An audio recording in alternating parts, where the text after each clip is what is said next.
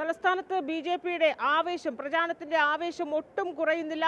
ഞാനിപ്പോൾ നിൽക്കുന്നത് നെയ്യാറ്റിൻകര മണ്ഡലത്തിലാണ്. നെയ്യാറ്റിൻകരയിൽ രണ്ടാമതും ജനവിധി തേടുകയാണ് എൻ.ഡി.എ സ്ഥാനാർത്ഥി ശ്രീ ചെങ്കൽ രാജശേഖരൻ. എങ്ങനെ തോന്നുന്നു രണ്ടാമത്തെ ജനവിധി? അതായത് രണ്ടാം തവണയും ഈ മണ്ഡലത്തിൽ ഒരു തെരഞ്ഞെടുപ്പിനെ അഭിമുഖീകരിക്കുന്നു. ഒന്നാം ഘട്ടം കഴിഞ്ഞു, രണ്ടാം ഘട്ട പ്രചാരണമാകുമ്പോൾ എന്താ തോന്നുന്നു? നല്ലൊരു പോസിറ്റീവാണ്. ഇത് രണ്ടാമത് നിൽക്കുക എന്ന് പറഞ്ഞാൽ ഞാൻ ആക്ച്വലി കഴിഞ്ഞ 5 വർഷം മുമ്പ് ഫസ്റ്റ് ഇലക്ഷൻ ഇവിടെ നിന്നതിന് ശേഷം രണ്ടാമത് തിരുവനന്തപുരത്താണ് ഞാൻ പ്ലാൻ ചെയ്തത്. പക്ഷേ അമ്മയുടെ അടുത്ത് പോയി വള്ളിക്കാവിൽ പോയപ്പോൾ അമ്മ കേട്ടു ഇഞ്ചോടി, മോനെ പഴയ ആദ്യം നിന്നെടുത്ത് തന്നെ നിന്നാൽ പോരെ, അവിടെയല്ലേ നിൻ്റെ സ്വന്തം സ്ഥലം. പിന്നെ ഇവിടുത്തെ ആൾക്കാരും എല്ലാം ആവശ്യപ്പെട്ടതും സർവേയിൽ നെയ്യാറ്റിൻകരയാണ് എന്നെ. അമ്മ പറഞ്ഞത് മാതിരി തന്നെയാണ് ഞാനും ഒരു പാർട്ടി എനിക്ക് ഉത്തരവാദിത്വം തന്നു. ഈ നാട്ടിൻ്റെ ഒരുപാട് വികസനങ്ങൾ ചെയ്യുക എന്ന് പറയുമ്പോൾ ഞാൻ ബോംബെയിലൊക്കെ ഒരുപാട് ബിസിനസ്സൊക്കെ ചെയ്ത് എല്ലാം വിട്ടിട്ട് നാട്ടിൽ വന്ന് വികസനത്തിന് വേണ്ടി വർക്ക് ചെയ്യുക.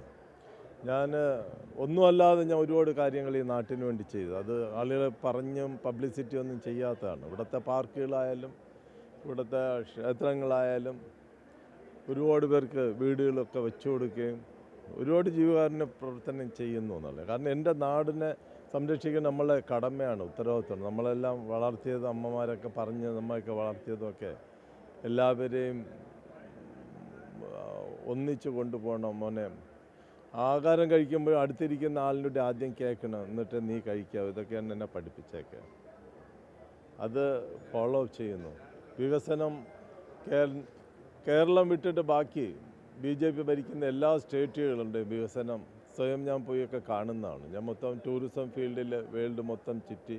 എൻ്റെ കേരളം പ്രത്യേകിച്ച് നെയ്യാറ്റിൻകരയാണ് ഏറ്റവും ഭംഗി. ഈ നാട്ടിൽ ഒരുപാട് കാര്യങ്ങൾ ചെയ്യുവാൻ സാധിക്കും. ഈ നാട്ടിലെ കുട്ടികൾ +2 കഴിഞ്ഞ് വെളിയിൽ പോയി പഠിക്കുന്നു. അതിന് പകരം ഇവിടെ തന്നെ ഞാൻ തന്നെ എൻ്റെ സായി കൃഷ്ണ ഒരു സ്കൂളുണ്ട്, അതിനൊരു യൂണിവേഴ്സിറ്റി ആക്കാൻ വേണ്ടിയിട്ടുള്ള പ്രവർത്തനത്തിലാണ്. ഈ നാട്ടിൽ തന്നെ സ്കൂളിലോ ഈ നാട്ടിൽ തന്നെ ഹയർ എഡ്യൂക്കേഷനും കംപ്ലീറ്റ് ചെയ്ത് ഈ നാട്ടിൽ തന്നെ കുട്ടികൾക്ക് തൊഴിൽ ഇവിടെ തന്നെ ചെയ്യാൻ സാധിക്കുന്ന സിറ്റുവേഷൻ ഉണ്ടാക്കുക എന്നുള്ള എൻ്റെ ലക്ഷ്യമാണ്. അതിലേക്ക് വേണ്ടി ഒരു ലൈസൻസ് വേണം. അതിനുവേണ്ടിയാണ് ഞാൻ MLA ആയിട്ട് ഇവിടെ കോൺടെസ്റ്റ് ചെയ്യുന്നത്. ഇവിടുത്തെ ജനങ്ങൾക്ക് എന്നെ അറിയാം, അവർക്ക് മനസ്സിലാവും. ഇന്ന് ഫീൽഡിൽ കൂടുതലും എനിക്ക് വേണ്ടി വോട്ട് തേടി പോകുന്നതായിട്ടുള്ള പ്രവർത്തിക്കുന്ന എൻ്റെ സ്ഥാപനത്തിൽ വർക്ക് ചെയ്യുന്ന കൂടുതലും സ്കൂളിലെ ടീച്ചേഴ്സും സ്കൂളിലെ സ്റ്റുഡൻസും ഒക്കെയാണ്. ഇവിടെ ജാതിയും മതവും രാഷ്ട്രീയവും ഒന്നിനപ്പുറം വികസനം മാത്രമാണ് നമ്മളെ ലക്ഷ്യം. അതിലേക്ക് വേണ്ടി പ്രവർത്തിക്കുന്നതായിട്ടൊരു കൂട്ടം ആൾക്കാർ ഞങ്ങളുടെ കൂടെയുണ്ട്. അതാണ് എൻ്റെ ഒരു ആവേശം. റിസൾട്ടിനപ്പുറം വേറെ ഒന്നും പ്രതീക്ഷിക്കുന്നില്ല. ഈ താങ്കളുടെ എതിരാളികളായി നിൽക്കുന്നത് സിറ്റിംഗ് MLA ആണ്. 2 തവണ MLA ആയിരുന്നു. 2 തവണ MLA ആയിരുന്നു. ഇപ്പോൾ 3ാം തവണയും ആൻസലൻ ജനവിധി തേടുകയാണ്. മറുഭാഗത്ത് UDF സ്ഥാനാർത്ഥിയായി നിൽക്കുന്നത് മുൻ മന്ത്രിയും സ്പീക്കറും MLA ഒക്കെ ആയിരുന്ന എൻ ശക്തനാണ്. അപ്പോൾ രണ്ടുപേരും കരുത്തരായ സ്ഥാനാർത്ഥികളാണ്. അപ്പോൾ അവർക്കിടയിൽ ജനവിധി തേടുമ്പോൾ എങ്ങനെയാണ്? അവർ ഏത് തരത്തിലാണ് കരുത്തരെന്ന് എനിക്ക് മനസ്സിലാവുന്നില്ല. 2 പ്രാവശ്യം നിന്ന ആളിവിടെ നെയ്യാറ്റിൻകര എന്തൊക്കെ ചെയ്തു ഞാൻ പറഞ്ഞില്ല. ഞാൻ ഒന്നുമല്ലാതെ ഇരുന്നിട്ട് ഈ നാട്ടിന് വേണ്ടി ഒരുപാട് കാര്യങ്ങൾ ചെയ്തു എൻ്റെ സ്വന്തം പൈസയിലേക്ക്. ഇദ്ദേഹത്തിന് അധികാരങ്ങൾ ഉണ്ടായിരുന്നിട്ട് ഈ നെയ്യാറ്റിൻകര 1 ടേം അല്ല 2 ടേം ചെയ്യുന്നിട്ട് എന്താ ചെയ്തതെന്ന് ജനങ്ങളോട് പറയാൻ എന്താ ഉള്ളതെന്ന് എനിക്കറിയില്ല. അല്ലാത്ത മറ്റ് പഴയ സ്പീക്കറും പഴയ മന്ത്രിയൊക്കെ ആയിരുന്ന ആളും അദ്ദേഹം ജയിച്ചപ്പോൾ ഈ നാട്ടിന് എന്ത് ചെയ്തു എന്ന് അദ്ദേഹത്തിന് പറയാൻ എന്താ ഉള്ളതെന്ന് എനിക്ക് മനസ്സിലാവുന്നില്ല. അതുകൊണ്ട് ഈ ജനങ്ങൾക്ക് ഈ നാട്ടിനെ ഇവർ രണ്ടുപേരെയും ജയിപ്പിച്ചിട്ട് എന്താ കിട്ടുക എന്നുള്ളതാണ് ജനങ്ങൾ ആലോചിക്കേണ്ടത്. അതുകൊണ്ട് ഒരു എതിരൊന്നും എനിക്കില്ല, എതിരൊന്നുമില്ല. ഒന്നും ചെയ്യാത്ത 2 പേരുണ്ട്. ഒരുപാട് കാര്യങ്ങൾ ചെയ്യാമെന്ന് പറഞ്ഞ് ഞാൻ ജനങ്ങളുടെ ഇടയിൽ പോകുമ്പോൾ ജനങ്ങൾ അതിനൊരു ചാൻസ് തരുകയാണെങ്കിൽ അത് ചെയ്ത് കാണിച്ചു കൊടുക്കുമെന്നുള്ള ഗ്യാരണ്ടി ജനങ്ങൾക്ക് ഞാൻ കൊടുക്കാൻ പറ്റും. ഒരു ശക്തമായ ത്രികോണ മത്സരം ആണോ ശരിക്കും നടക്കുന്നത്? ആയിരിക്കാം, ത്രികോണമായിരിക്കും. കാരണം ആ പാർട്ടികളൊക്കെ നേരത്തെ ഉണ്ട്, അതിൽ കുറച്ച് അനുയായികളൊക്കെ ഉണ്ട്. പക്ഷെ അവരെല്ലാം ഇപ്പം മാറ്റി ചിന്തിക്കുന്നുള്ളതാണത്. ഇപ്പം ബി.ജെ.പിയെ സംബന്ധിച്ചിപ്പം എല്ലാ സ്ഥലങ്ങളിലും ബി.ജെ.പി ഭരണം വന്നു, അവിടെയെല്ലാം വികസനം വന്നു. ആ വികസനം മനസ്സിലാക്കുന്നവർ ഈ നാട്ടിലെ ജനങ്ങൾ, പ്രത്യേകിച്ച് യങ്സ്റ്റേഴ്സ് അവർ തീർച്ചയായും BJPക്ക് തന്നെ ആയിരിക്കും വോട്ട് ചേർക്കുക. അതുകൊണ്ട് എന്നെ സംബന്ധിച്ച് അതൊരു കോമ്പറ്റീഷനായിട്ടൊന്നും തോന്നുന്നില്ല.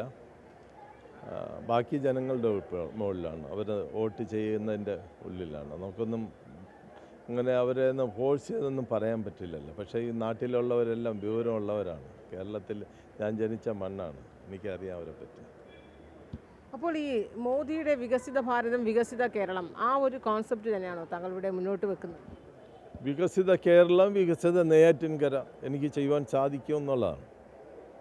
അത് എൻ്റെ എഡ്യൂക്കേഷൻ സ്കൂളുണ്ട് സായി കൃഷ്ണ. എപ്പോഴെങ്കിലും ആരെങ്കിലും പോയി കാണണം. കേരളത്തിൽ ഇല്ലാത്തൊരു സിസ്റ്റമാണ്. എന്താണ് ഇന്നത്തെ ജനങ്ങൾക്ക് വേണ്ടത്, ഒരു ഹെൽത്തി സ്റ്റുഡൻസിനെ എങ്ങനെ ഡെവലപ്പ് ചെയ്യാൻ പറ്റും, അത് ഞാൻ സ്വയം ചെയ്ത് കാണിച്ചു കൊടുക്കും. ഞാനത് പബ്ലിസിറ്റിക്കൊന്നും അല്ല ചെയ്യണം. ഞാൻ അവിടെ തന്നെ അതിനൊരു യൂണിവേഴ്സിറ്റി ആക്കാൻ വേണ്ടിയിട്ടുള്ള എൻ്റെ പ്രവർത്തനങ്ങളൊക്കെയാണ്. ഇപ്പം തന്നെ കാറ്ററിംഗ് കോളേജ് വിത്ത് ഡിപ്ലോമ ഡിഗ്രിയും ഏവിയേഷൻ കോഴ്സും +2 കഴിഞ്ഞാൽ കുട്ടികൾക്ക് ജോബ് കിട്ടുന്ന ഗ്യാരൻറ്റിയോടുകൂടിയുള്ള കോഴ്സുകളൊക്കെ നമ്മൾ തുടങ്ങിയിട്ടുണ്ട്. ടൂറിസം ഫീൽഡാണ് എൻ്റെ എങ്കിൽ ഇന്ന് പല സ്ഥലങ്ങളിലും ടൂറിസം, ആലപ്പി ആയാലും വാഗമണ്ണായാലും കോവളം ശംഖുമുഖം ഒക്കെ ബെസ്റ്റ് അവാർഡ് കിട്ടിയ ഹോട്ടലുകളായിട്ടൊക്കെ മാറ്റി. നമ്മളെ നാട് അത്രയ്ക്ക് നല്ലതാണ്. എൻ്റെ ഹോട്ടലിൽ കൊണ്ടല്ല, എൻ്റെ പ്രകൃതി ഭംഗി കൊണ്ടാണ് നമുക്ക് ഈ ടൂറിസം ഡെവലപ്പ് ആവുന്നത്. അപ്പോൾ ഇത്രയും ഉള്ളതിനെല്ലാം ഇല്ലാതാക്കിയിട്ട് ഒന്നും ചെയ്യാതിരിക്കുന്ന ഒരു ഗവൺമെൻറ് എന്ന് പറയുമ്പോൾ മാറി ഇനിയൊരു മാറ്റം നാട്ടിന് ആവശ്യമാണ്. ഒന്നുമില്ലാതെ ഒന്നും ചെയ്യാൻ പറ്റാത്തതായിട്ടുള്ള പല സ്ഥലങ്ങളും ഇൻക്ലൂഡിങ് ഗുജറാത്ത് പോലും അത്രയും വെള്ളം ഗ്രീനറി ഒന്നുമില്ല. പക്ഷേ അതെല്ലാം അവർ മാറ്റിയെടുത്തു വന്നു. അത് പോയി കാണണം. ഇപ്പോൾ UP ബീഹാറൊക്കെ മാറി, ബീഹാറെല്ലാം ഗുണ്ടായിസൊക്കെ ഉണ്ടായിരുന്നൊക്കെ മാറി. അവരെല്ലാം വലിയ ഡെവലപ്മെൻറ്റ്സാണ്. അവിടെ മതങ്ങൾ തമ്മിൽ ആരും അടിക്കുക ഒന്നും ചെയ്യുന്നില്ല. ഇവിടെ ഒരു രാഷ്ട്രീയക്കാർ പറഞ്ഞ് ഭയപ്പെടുത്തുകയാണ് അങ്ങോട്ടും ഇങ്ങോട്ടും. BJPയെ സംബന്ധിച്ച് ഒരിക്കലും ഒരു മതമോ ജാതിയോ ഒന്നുമില്ലാത്ത വികസനം മാത്രമാണ്, നാട്ടിൻ്റെ നന്മയാണ്, ജനങ്ങളുടെ നന്മയാണ്. അതാണ് BJPക്കുള്ളത്. അത് ഈ നാട്ടിൽ നടപ്പാക്കണം. അതാണ് എൻ്റെയും കൂടെ ആവശ്യം. ഒരു വികസിത നെയ്യാറ്റിൻകരയ്ക്ക് വേണ്ടിയിട്ടാണ് ഞാൻ പ്രവർത്തിക്കുന്നത്.